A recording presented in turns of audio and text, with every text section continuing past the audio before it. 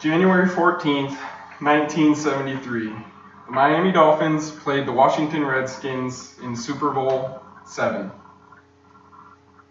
The 1973 Miami Dolphins should be considered one of the greatest sports stories of all times for the simple fact that they went undefeated and won the Super Bowl in the same year. They did so behind two separate running backs with 1,000-yard rushing seasons and two different quarterbacks.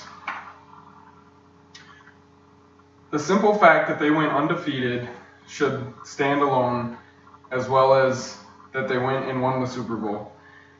They went undefeated behind two great running backs now in the Hall of Fame of Larry Csonka and Mercury Morris, each rushing for over 1,000 yards. That was the first tandem to do so in the NFL in the early years.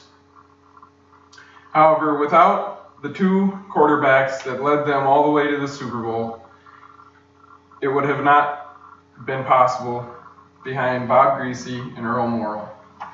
With Bob Griese being hurt in the first half of the season, Earl Morrall stepped up to the plate and finished the last 10 games, as well as 2 of the 3 playoff games.